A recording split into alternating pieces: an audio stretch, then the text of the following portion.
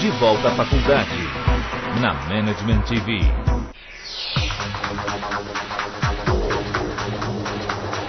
I was just wondering, what would you consider to be the worst investment you've ever made? The worst investment I ever made? How long do you have? I received an email a couple weeks back from you, and it said that if I forwarded it to 20 people, I'd get $10,000. I still haven't seen the money yet.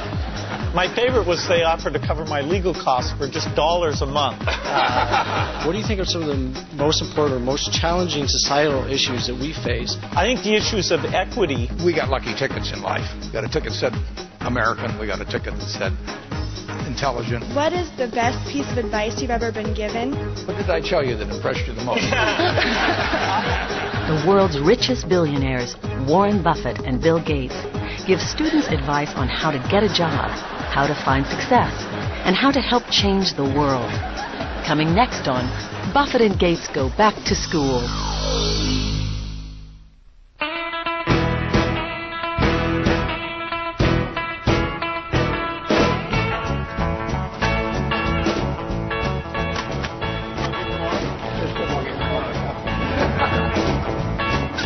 The two richest men in the world are dramatically different.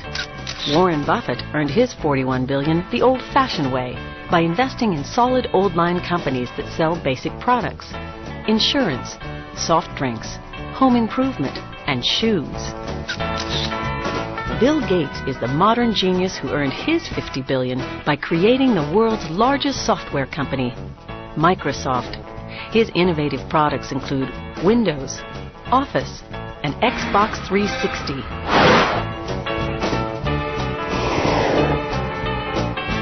In spite of their differences, the two men are close friends, and they share a common passion: interacting with America's brightest students. Today, Buffett has invited Gates to join him in a dialogue with students from the University of Nebraska School of Business Administration. Buffett earned his bachelor's degree here in 1950. There was a girl I had a big crush on, and she was paying no attention to me. She was going with some guy to play the ukulele, and I thought it must be because of the ukulele, so I got a ukulele and learned to play it. She still ignored me. Both men relish the opportunity to engage in spirited discussion with members of the next generation of business leaders. The one condition they placed on this event is that no faculty, staff, parents, or reporters will be allowed to talk. Only students will ask the questions. We're all pretty excited just to have the opportunity to meet with the two richest people in the world. There's a lot of questions. I've been waiting for this like all week. I'm feeling pumped. I'm excited to see these people. Got it? Terrific. Well, this will be great. Please give a warm University of Nebraska-Lincoln College of Business Administration welcome to Warren Buffett and Bill Gates. As the men take their seats, students selected by the faculty of the business college are ready with questions that have not been shared with either Buffett or Gates. The students begin with one of the most difficult questions facing business today. Hello. Hi. My name's Kim Martin. I'm a senior finance major here at the university. My question is, how do you instill ethical leadership throughout your organization? And to begin with, how do you know that the management one level below you is making decisions that would parallel your own? We have all the money we need. You know, we'd like to have more, but we can afford to lose money. But we can't afford to lose reputation, not a shred of reputation. And therefore, I ask the managers, I ask them to judge every action they take, not just by legal standards, although obviously that's the first test, but also by the test, what I call the newspaper test. How would they feel about any given action if they knew it was to be written up the next day in their local paper, to be read by their family, by their friends, by their neighbors, written by a smart but kind of unfriendly reporter? And if it passes that test, it's okay. And I tell them if anything is close to the lines, it's out. And they can always call me if they wanted to check something. But if they call me, there's something wrong with it probably anyway. So, and that's about it. In Microsoft's case, our top management team, the majority of them joined us as right after whatever degree they got, if any.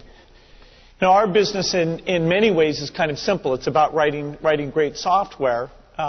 We sit down every year to go through the various things that people have to be careful about. We have products that have high market share. We do business all over the world. So there's some particular dictates, how you work with suppliers, gifts they might come forward with. But it's mainly the seeing these people in action that make us confident about their behavior.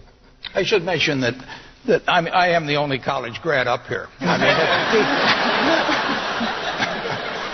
Yeah, I'll be taking my Harvard shirt off pretty soon because I didn't complete the whole course, so I didn't think I should leave it on the whole time. Well, they don't allow you to wear it more than half the day, as I understand it, actually. Hi, I'm Tara Steinbach. I'm also a senior finance major at the university. And this is for Mr. Gates. Since you joined the board at Berkshire Hathaway, have you considered possibly taking over for Mr. Buffett when he retires? I'm going to take notes on this one, if you don't mind. Yeah, this being on the Berkshire board is a real honor for me. And I just joined the board last December. I have to say it's not very remunerative. I couldn't even make the flight out here on my Berkshire director's fee. I didn't hear that part. But Berkshire's been organized in a very unique way, and of course very different from my business experience, which is all really related to software and what goes on there. So I'm looking forward to being a good advisor, making sure that Berkshire is grooming people for whatever succession eventually has to take place. But it won't be me. Berkshire's got a lot of great people, and they understand the unique system there, and they'll step up to it.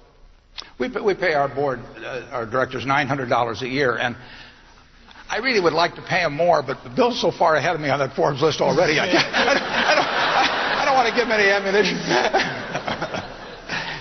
And seriously, we're very, very lucky. I mean, there are people that would pay anything to have Bill on their board, and it's a real act of friendship that he has come on the Berkshire board. It takes a lot of time. If the rewards are there, they're only psychic, but to have him there, you know, with this small difference in our ages, makes me feel very good. I'm the older, actually. I just explained it. It makes me feel very good to know that I've got people of both of the quality and the experience and everything else to make that decision when I'm not there the next morning. So I'm very grateful. Okay, thank you. Here it comes. Yeah. He's got it. Bring out his high school.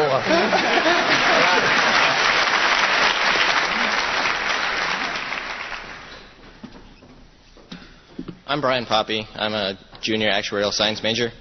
My question for you is, how did you two meet the first time? Is there like some sort of billionaires conference that I don't know about? Or?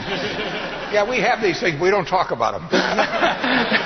No, I met Bill on July 5th, 1991. And I was out in Washington as a guest of a friend of mine who was an editorial page editor of the Washington Post, and she knew Bill's parents and said, we're going down to this place on the Hood Canal to meet the senior Gateses, and Bill may show up, and I'll let Bill take it from there. Well, it was a funny event because my mom was very sociable and always getting people together, and I at this time didn't believe in vacations. I was totally focused on my job, and so when she said to me, "You've got to come out and meet," it was Warren and Catherine Graham and a couple other people.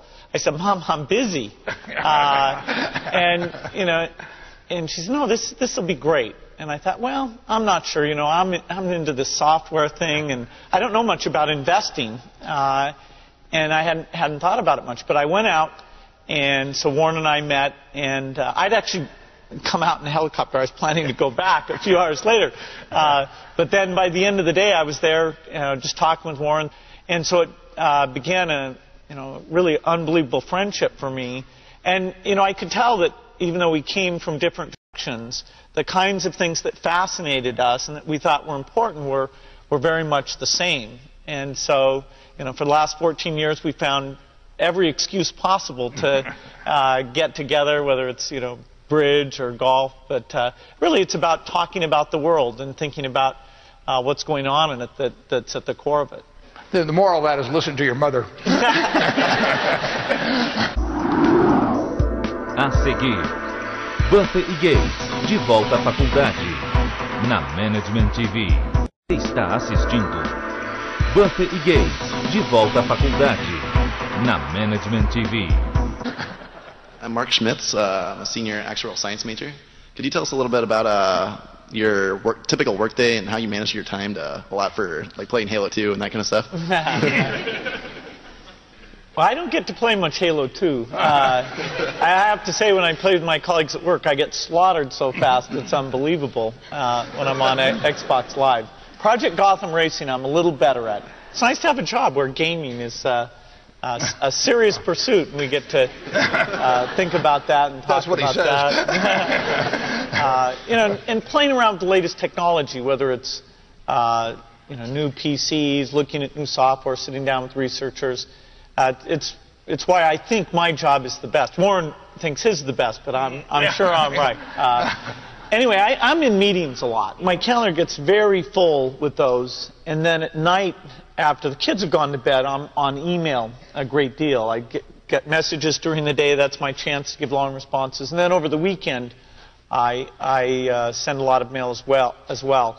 I take 2 weeks a year to just go off and read and think, where I'm not interrupted by work or anything else. I'm just solidly trying to think about the future, and people get to send me things to read as part of that so-called Think Week. So it's a nice mix of things. About 25% of the time then I'm out traveling around, meeting with customers, Europe, Asia, and that sort of helps me think, okay, do we have the right priorities? What are people responding well to, and what would they like to see us do better? I'm on Think Week about 50 weeks a year. I work about 2. And you'd be surprised at my days. I mean, they're very unstructured, no meetings, none. I mean, I don't like meetings. And I read a lot. I wish I were a faster reader. I'd get more done. But I do read a lot, and I'm on the phone a moderate amount. Our businesses run themselves basically out there. My job is allocating capital, and that's what I'm thinking about.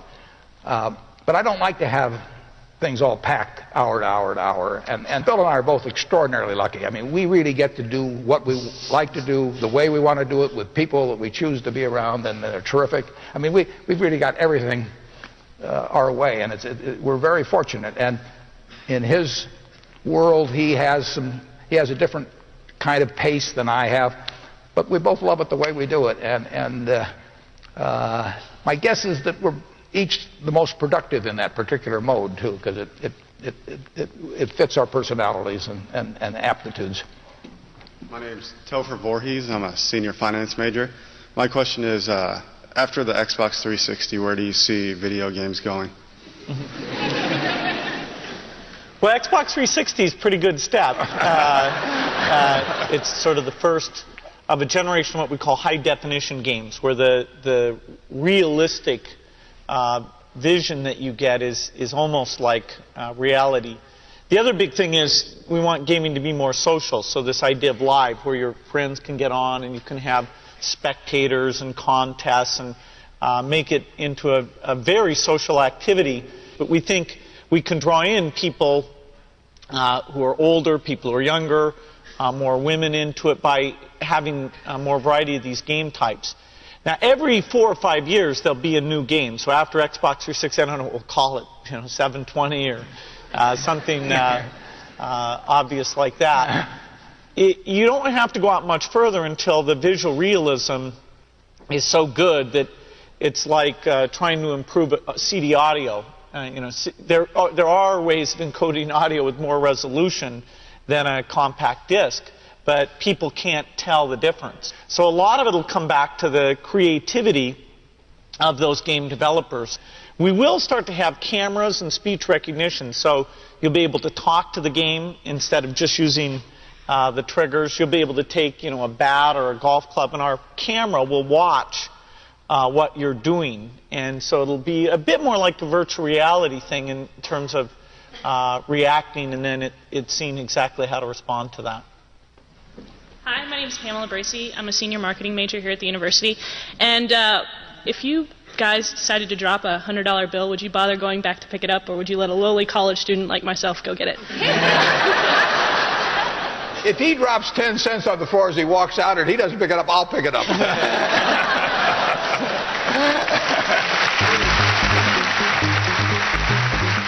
Next, Warren Buffett and Bill Gates give world-class advice to the students about good habits, making mistakes, and keeping their inner scorecard in check. Hi, my name is Nicole Brockhoft, and I am a senior business administration major here at the university. And I was just wondering, what is the best piece of advice you've ever been given, and how has it impacted your personal or professional lives? What did I tell you that impressed you the most? Actually, I can answer that. When first I met Warren, we were talking about getting together and doing something again, and he pulled out his calendar, and the pages were so blank. And I said, wow, you've managed to avoid getting tied into a lot of kind of meaningless activity. And Warren said, yeah, you have to be good at saying no and picking the things that really make a difference. And that's one of many things I've learned from Warren, but that's one of my favorites, and so I can blame it on him whenever I'm turning things down. Yeah, well, I told him that was it. The truth is I don't get invited anyplace. I think that, I got an awful lot of good advice from my dad, and he didn't lay it on me. I mean, he just, you picked it up from him, but there was never any of this, do this, do that type of thing at all. But I think he really taught me that it's more important in terms of what's on your inner scorecard than your outer scorecard. I mean, some people get in a position where they're thinking all of the time of what the world's going to think of this or that instead of what they themselves think about it. And if your inner scorecard, if you're comfortable with that, I think you're going to have a pretty happy life. And I think the people that strive too much for the outer scorecard sometimes find that it's a little hollow when they get all through. I'm Mary Reiser. I'm an accounting major. I'd like to know, we all consider you to be the financial business experts, and we look to you and follow your lead. But when you need advice and feedback about an idea or decision, I'd like to know, who do you go to? Well, usually I look in the mirror. I mean, to be perfectly honest.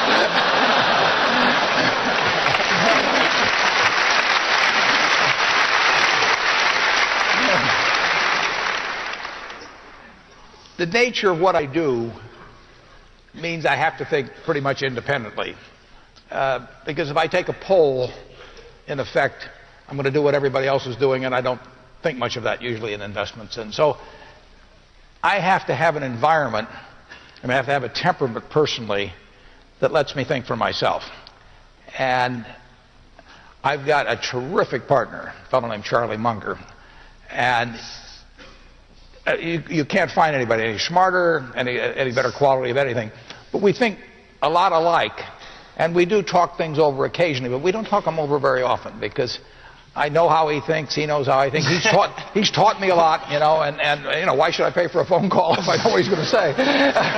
So if I need to get a cabinet around to make decisions or anything like that, I probably shouldn't be running the place. That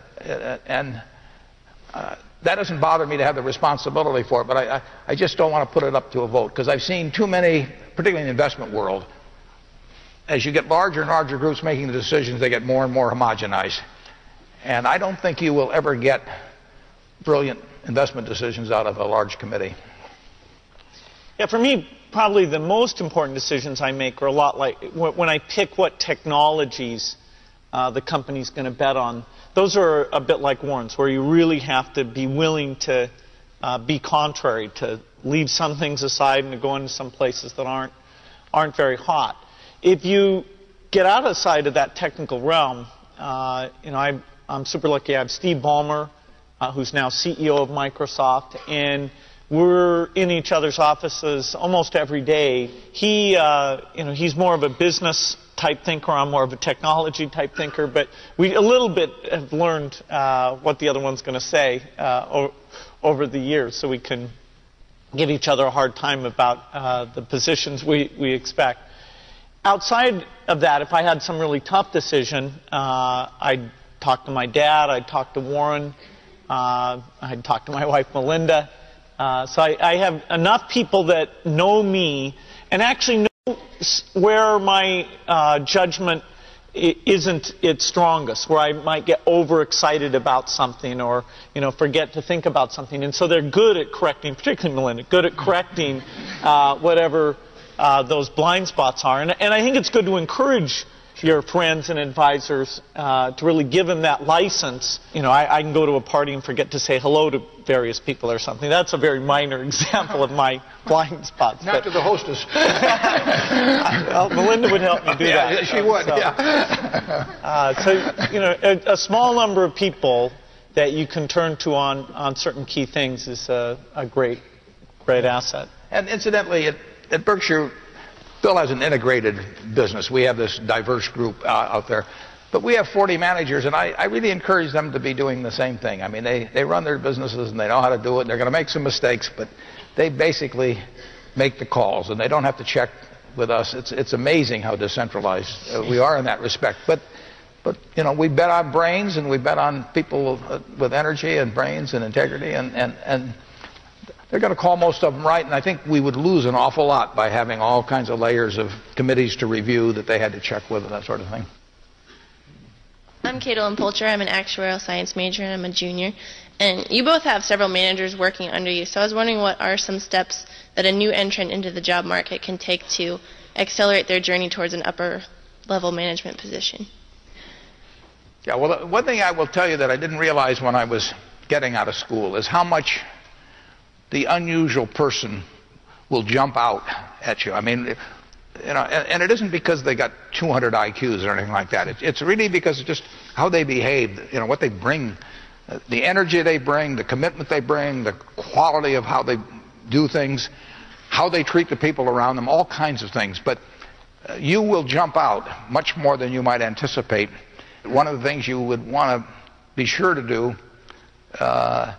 is, whether you like it or not, get very comfortable, it may take a while, with public speaking, for example. I mean, that's an asset that will last you 50 or 60 years, and it's a liability if you don't like doing it or are uncomfortable doing it. That also will last you 50 or 60 years, and it's a necessary skill. But a lot of the skills are just human skills. If you get the best out of people around you, that's a rare talent, and it doesn't correlate with IQ. It correlates with an attitude and toward the world and toward other people. And it's a talent that if you work at early and you're really conscious about it, you don't have to show up other people. You don't have to be smarter than they are or anything else. You want to bring out the best in them. It will pay huge dividends. Certainly, in the business Microsoft is in, the opportunity of an employee after they've been with the company, even say 3 years, people can start to rise. They can rise because they're good at strategy, and that's mostly writing things. They can rise because they're leaders of people. They can rise because they're an individual contributor. And we try to have career paths that are good for each of those things. The ideal person, to be frank, is somebody who's good at all three of those things. And as you get high up in the organization, the jobs really demand great individual thinking skills, being great with people and great with strategy. It's always stunning to me, given how many smart people there are, and in these individual buckets there are quite a few people. But when you want that combination, it's rare. And I don't know why it is. It's possibly, if you're a good individual contributor, that you're given so much slack that you're never encouraged to reach out to other people and get their ideas. But the people who have that right combination, or if they're not good at one of those things, they partner up with someone and draw that missing piece out. Those are very rare. So whenever we're looking at top spots, if we could find more people like that, it'd be a fantastic thing. A seguir, Buffett e Gates, de volta à faculdade, na Management TV. My name is Ryan Menlick. I'm from Omaha, Nebraska. I'm a senior accounting major. And my question, Mr. Gates, is I received an email a couple weeks back from you, and it said that if I forwarded it to 20 people, I'd get $10,000. I still haven't seen the money yet. How do you think you got to be number one on that list? Yeah, I get a lot of that spam email myself. My favorite was they offered to cover my legal costs for just $1 a month. So I'm trying to track those people down. No, but in all seriousness, when you were just beginning your career, what sort of things do you think made a big impact in your success? What habits did you develop, and kind of what sort of things could you pass on to us as younger people? I had one habit that I developed when I was at college that was actually a very bad habit, which was I like to show people that I didn't do any work and that I didn't go to classes and I didn't care. And then at the very last minute, like 2 days before the test, I'd get serious about it.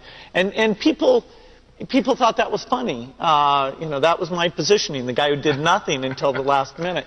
Then when I went into business, that was a really bad habit, and it took me a couple of years to get over that. Nobody praised me because I would do things at the last minute, and I tried to reverse to students I didn't think that highly of, who were always organized and had things done on time. I'm still working on it, but procrastination is not a good habit. Bill can change clothes in the car. I mean, that's why we don't insure him at Geico, incidentally. But he has a little of that habit left still. But the habits you develop, and I go back to the other thing, is have the right heroes. I mean, I've always been lucky in that respect. And if the people you look up to are going to form your vision of what the world, how you want to be in later life, well, I'll give you 2 pieces of advice. I'd invest as much in myself as you can. I mean, you're your own biggest asset by far. I mean, you've got all kinds of potential. All the people in this room, you're lucky to be in this country, gotten a good education. But most people go through life using up a very, very small part of their potential. And so anything you do that invests in yourself, that's the best investment you can possibly make. And then I would follow my passion. I mean, whatever turns you on. I was lucky. I found something early that turned me on. But you don't want to take a job just for the money.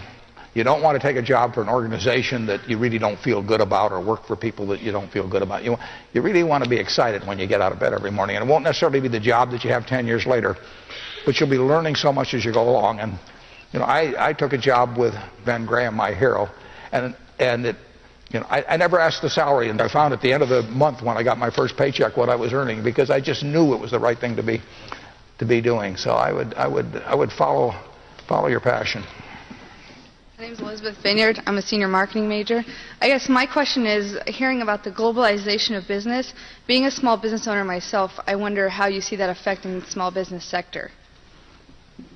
I don't think most small businesses, as I think of them, I don't think it's going to have that much effect on what you do. I mean, if you're bringing something to your customer that they want at a price that makes sense for them, you're not going to be undercut by whether somebody's doing something in China or India on a small business. I mean, when I think of the small businesses I deal with, they do not have a problem with globalization. If you've got a major textile business or shoe business or furniture business, you're going to be very much affected by what's going on around the world in terms of production costs. Yeah, globalization is important to track because it's changing the rules of the game. As Warren said, it doesn't directly affect a small business because usually the fact that you're there locally doing a very differentiated product means that somebody far away can't do exactly what you do. The biggest change agent in globalization is what's going on in China, where they are, in a sense, even more capitalistic than we are in terms of how they're letting businesses develop and keeping things very efficient. And so I think it's very important, no matter what career everybody here is going into, to look at China as a change agent, think about globalization, and then thinking about these indirect effects on the opportunities for the companies you work for. I think that will be very important. Hi, I'm Marissa Pont. I'm a senior management major. Obviously, as a public, what we hear most about are your successful investing in ventures or the new products that you develop that work out. I was just wondering, what would you consider to be the worst investment you've ever made? The worst investment I ever made? How long do you have? I've made some very bad ones, but that doesn't really bother me. It may bother the shareholders, but that's another question. You're going to make mistakes in life. I mean, there's no question about it. You don't want to make them on the big decisions, who you marry and some things like that. So there's no way I'm going to make a lot of business and investment decisions without making some mistakes. I may try to minimize them. I don't dwell on them at all. I don't look back. The biggest mistakes are the ones that actually don't show up. They're the mistakes of omission rather than commission. We've never lost that much money on any one investment, but it's the things that I knew enough to do that I didn't do. We have missed profits of as much as maybe $10 billion in things that I knew enough to do and I didn't do. Now, the fact I didn't buy Microsoft way back is not a foregone opportunity because I didn't know enough to make that decision. But there have been other investments where I didn't know enough to make the decision, and for one reason or another, I either didn't do it at all or I did it on a small scale. I was sucking my thumb when I should have been writing checks, basically. And those don't show up. There's no place where it shows missed opportunities, but I've missed some big ones. The triumphs in life are partly triumphs because you know that everything isn't going to be a triumph. And I would never get too hung up on mistakes. I know a lot of people that really agonize over them, and it just isn't worth it. I mean, tomorrow's another day, and you live it forward and just go on to the next thing. I think in Microsoft's case, the biggest mistake is where we miss something that's coming along is going to be huge. And for us, if we get in too early, like the idea of delivering TV over the internet, IPTV, we got in probably 5 years before we needed to. It's just now starting to happen. I don't feel bad about that at all. There's a few things like understanding direction, say the internet search would go, where we go, ooh, we're playing a tiny bit of catch up on that. Let's work some overtime on this little problem here. People are kind of underestimating our ability to move to the front of the pack there. And we've had that in many cases. We had that when the internet came along and became this big phenomena that we needed to really push the company into that. We had that when IBM broke off its relationship with us and went into competition with us. That was a very big challenge. But we don't want to have anything that comes along, some breakthrough in terms of how software is done, that we haven't gotten the best people in and are putting that together with the work we're doing. So it'd be missing something like that'd be our worst mistake. Hi, my name is Moreau Wax, and I'm a freshman international business major. How much money, as you guys being both billionaires, do you guys carry in your wallet at any given time? How much we got in our wallet?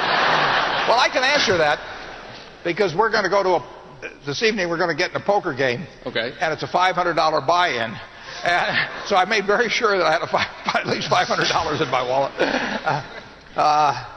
And I have a little more than that, but I don't carry around a lot of money. Bill? No, actually, a lot of times it's weird. I don't carry a wallet at all. What I do carry is bridge problems, so that if I get in a line or things are slow, or even when I'm driving, I like to have something mental to work on. He better have $500 tonight, though. Yeah. In fact, I brought a little extra, so I'm ready for the game. As the event nears its end, students ask questions about how they can change the world. And Warren Buffett and Bill Gates offer surprising insight into the true nature of success. Hi, my name is Stephanie Tompkins. I'm a senior economics major. A lot of us are pursuing higher education because we want to leave the world a better place than the one we found it. And that's terrific. As one person at the end of the day who can actually affect tremendous amounts of people and ideas, how do you make your decisions? You're changing the world every day. I mean, if if it's nothing but the children you have, I mean, you are forming their view of the world, and you do it every day. So you are a teacher. But with the people around, one of the best things in life to do is to surround yourself with high-grade people, because you will behave as the people around you do, but they in turn are getting it from you. It's kind of like a planetary system, and you will. I promise you, you will change the world in some way, and my guess is you'll change it very much for the better. But you can't expect to see something dramatic. I mean, it's not one of those Shazam moments or something of the sort. But you by how you're behaving are affecting other people, setting an example for other people. You will find ways to leave a better world than you entered. And one thought I'd have on that is that I think it's very important, as young as possible, to get a broad exposure in this country to people who are less successful, and the kind of conditions they're living in and what kinds of things are holding them back. Is education working to tap into people's talents and giving them the equal opportunity we believe in? And then ideally to get in many places in the world where living conditions aren't nearly what they are here in the United States. It's one of these things, when you first learn all of this, it's a little easy to be down, because you think, geez, I didn't know it was like that. Things are improving, and the opportunity for capable people to jump in, whether it's helping with medicines, helping with education, a small number of people can actually make a very dramatic difference. Hello, I'm Daniel DiLoretto from Reno, Nevada. My question is, our society, or our generation, Generation Y, we face a lot of issues. What do you think are some of the most important or most challenging societal issues that we face, and what can we do as future leaders to ensure that we create a better society in the future? I think the issues of equity that we have, whether it's between countries or even within our country, are pretty serious issues. And if you get too far out of whack on that, then you get a divide, and you don't get the fluidity and the sense of opportunity that this country has stood for. So I think we really got to renew our commitment to the ideals around equality, and I think there's a lot of actions that suggests we should be taking to invest in the long term that certainly at this stage we're not taking right now. I can't say it better than Bill, but we got lucky tickets in life. I mean, we got a ticket that said American, we got a ticket that said intelligent, we got a ticket, that said this time rather than 200 years ago, when the same talents would not have produced much. So we got a very lucky ticket in life. A lot of people don't get lucky tickets. We were over in China together 10 years ago, and we saw some people that wouldn't make any difference what their brain power was or anything else. They weren't going to have a chance, at least for a long, long time. I think we've got to do a much better job of not only taking care of the people that get the bad tickets in this country, but in doing what Bill and Melinda have done, which is going around the world and helping those people have things that we regard as absolute, givens in our society. I mean, Bill has taken vaccines to people around the world that die at very young ages, and families that get destroyed, and all kinds of things, for things that we could do something about. Those are the things that we should be working on in your generation. A seguir, Buffett e Gates, de volta à faculdade, na Management TV. Missão, lucratividade. Qual é o segredo das empresas que alcançam o sucesso? Pela primeira vez no Brasil, Fórum Mundial de Lucratividade. Robert Kaplan, Robert Herbold, Oriovisto Guimarães, Adrian Slavotsky, Herman Simon, David Bravestein. 11 e 12 de março em São Paulo. 11 4689 6666. Realização HSM. Você está assistindo Buffett e Gates, de volta à faculdade, na Management TV. Hello, I'm Jared Carlson, senior management major. My question is, if you could have one superpower, what would it be and why? One superpower? Bill, you think more about that than I do. I don't know. Extending one's lifetime would be a reasonable thing. Yeah, I'll take notes if you have anything to say on that. I don't think being able to get rid of competitors, that wouldn't be much fun. That'd be like hitting a hole-in-one all the time.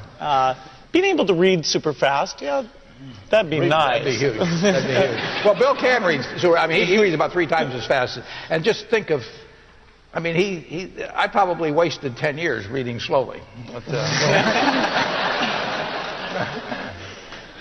no, if you're talking about granting a wish, I mean, what you would, with the type of thing, I mean, what you really would hope is that somehow you could reduce the threat posed by nuclear knowledge in the world. I mean, that's going to be the great problem of mankind in your lifetime. And the knowledge is out of the bottle. The genie's out of the bottle on that.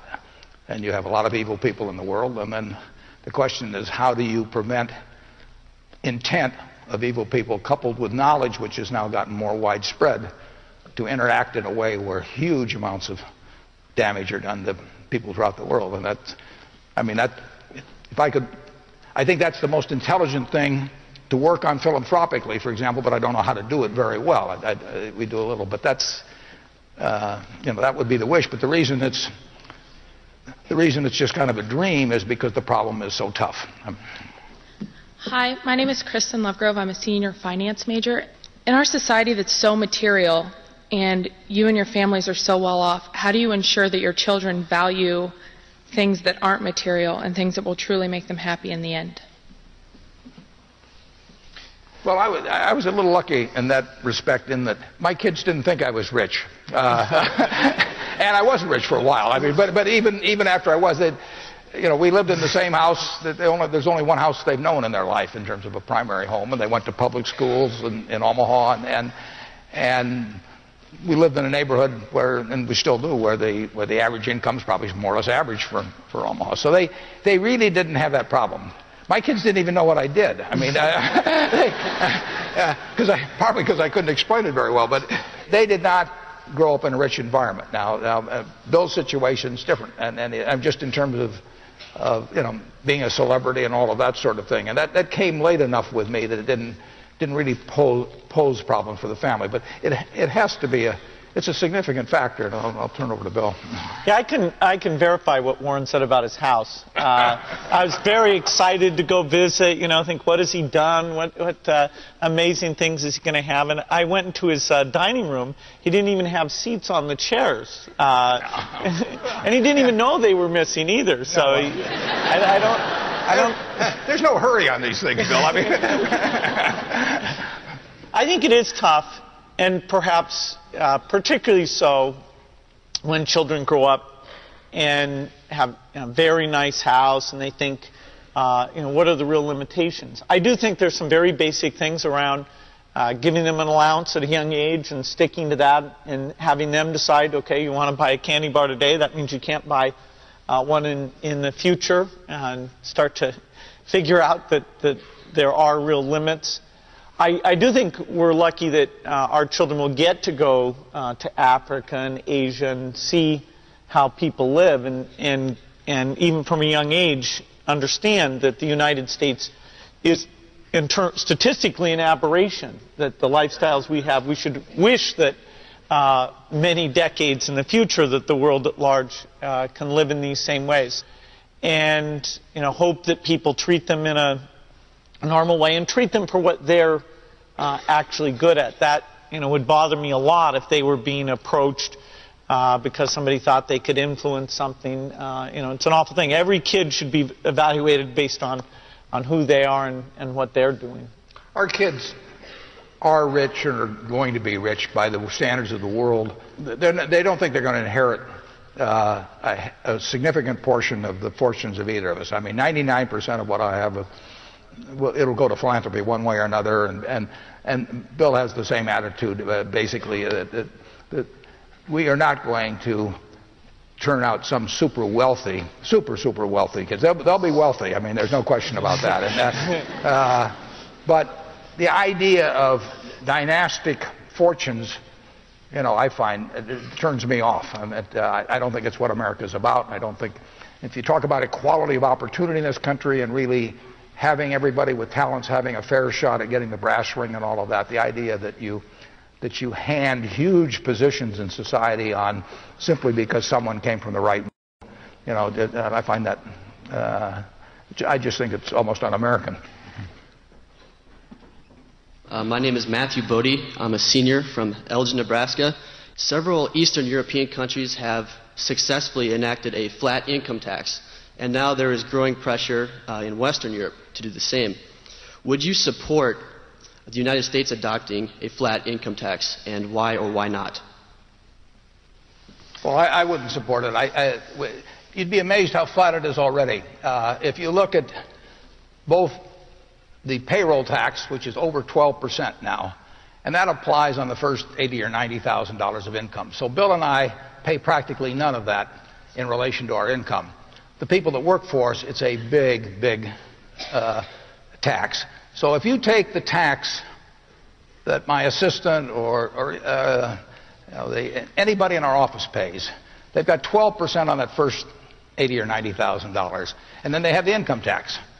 And their tax rate, literally, in many cases, is not, well, it's the same and maybe even higher than my own tax rate, since they cut the rate on capital gains to 15% and dividends to 15%.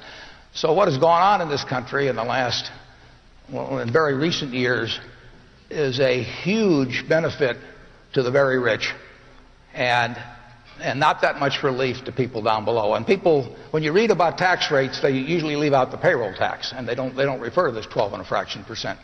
So we have come, in my view, to a taxation system that's much too flat in this country, and frankly, I think that Bill and I should have a higher tax rate on the income we get. We pay a lot of taxes, but it's really at a very low rate, and it's a rate that's less than half the tax rate that I was paying 25 years ago when I was making a lot less money. They have really taken care of the rich. Yeah, I go along with that wholeheartedly. I think we probably need a more progressive system as we look to balance the budget, that at some point I think people recognize that needs to be done. Probably one of the ways that will be done is that the rich should bear a somewhat higher proportion of the burden than they do today. Very large fortunes never go through an income tax. Maybe it's a little ironic, but both Warren and I would say things in several aspects of the tax system should be more progressive.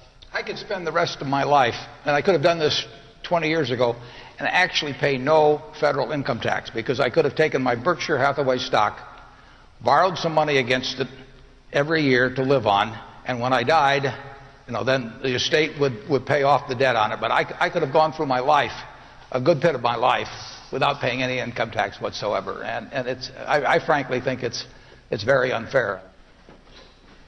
Hi, my name is Dan Senft. I'm a senior finance major. My question is, the Forbes 400 puts your collective net worth at $91 billion. By comparison, that figure exceeds the combined gross domestic product of the bottom 70 nations in the world. How do you feel that your immense wealth contributes to the balance of global prosperity? Yeah, well, the wealth, in effect, is a bunch of, the prosperity comes about through the products that Microsoft turns out. They're changing the lives of millions and millions of people. In the process, you get these eventual claim checks on society's output. These little pieces of paper that I've got in a vault called stock certificates, can be turned in at some point to get goods and services of one sort or another. Basically, the money is going to go in a way that we think will have the most impact, beneficial impact on society, viewed on a global basis, not just on a national or regional basis. It will go, we hope, as intelligently as we can make it go, to change the lives of people all over the world. Now, there's two factors that enter into it. That's the amount you leave or put into charity, and then how efficiently you do it. Bill and Melinda, in my view, they run the largest one, but I would say they also, certainly among all the big ones or anybody that I know about, they run the most efficient one. They have literally said to themselves, how do we use this money to change in a major way for the better the lives of the most people in the world. What could be more rational? So they've combined what I would call head and heart with huge sums of money, and no one's gotten a result, in my view, like they have. Yeah, I think the key point here is that owning, Warren owns a big piece of Berkshire. I own still a measurable piece of Microsoft. That's not consumption. What the limited resources of society you hit those limits as you consume. And so somebody who makes, say, $50 million and chooses to, just build mansions and have things happen for them, they are diverting resources in their direction instead of those resources being used, say, to help out people who are less successful. And so, in fact, if you can accumulate some of society's wealth through luck and skill and then make sure it's used on behalf, that the consumption overwhelmingly goes to the less fortunate, it's a little bit like Robin Hood. You're recycling wealth from that top part back, and it's incumbent on the people, the higher up that list you are, the more, in a sense, there's a responsibility to put not only the wealth but your brain power into those activities. I am Allison Mack, a senior marketing major. As college students, we're constantly thinking and planning towards the future. Where do you personally envision yourself to be in 10 years?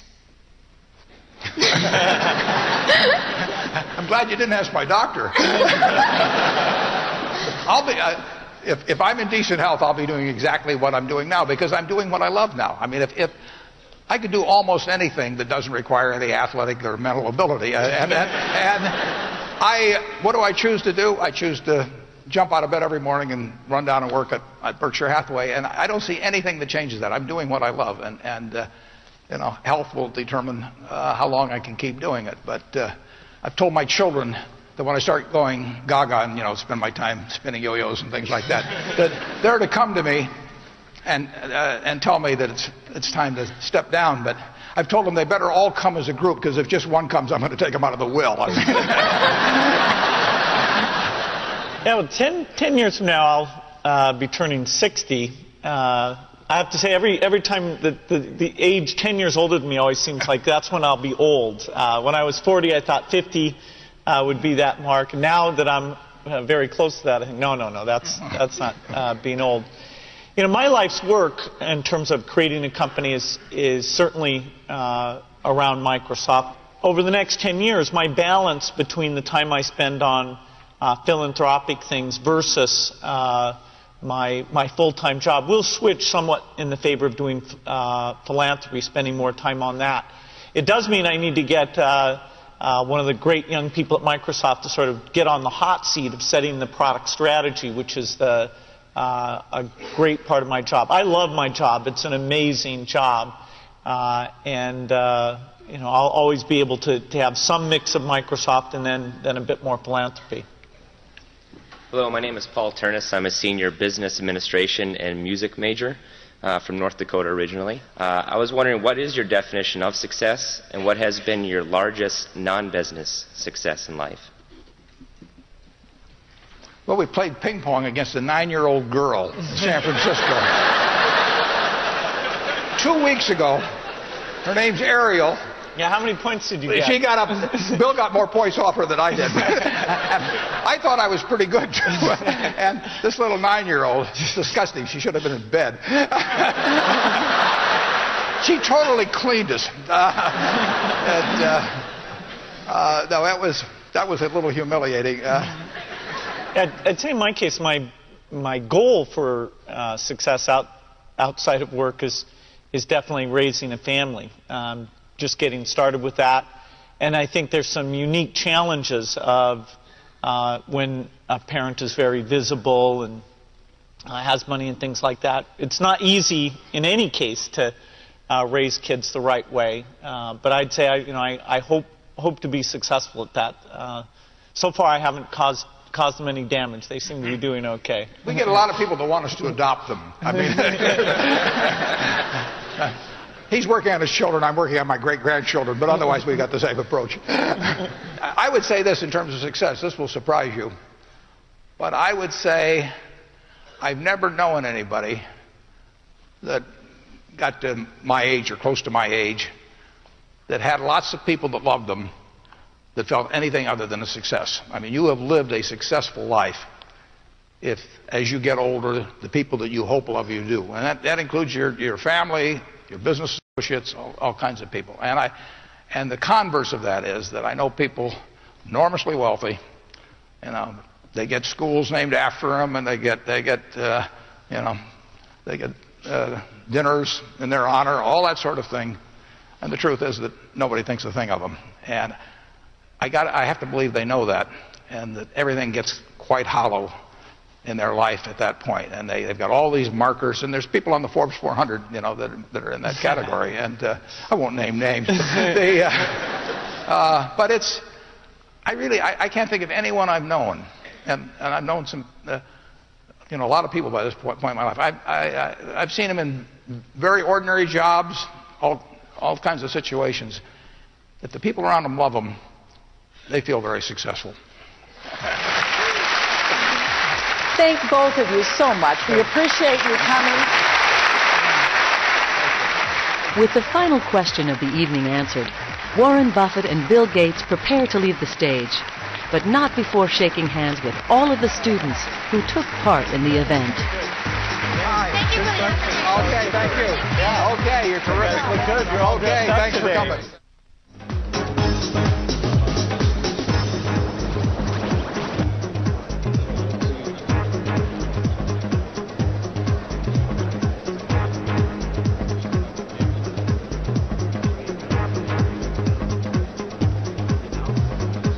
The bridge is a great game. I advise all of you to take it up. There's no game like it.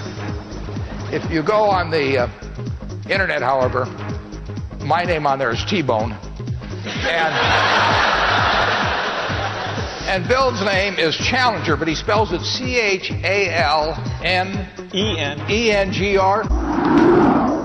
A seguir, World Business, na Management TV.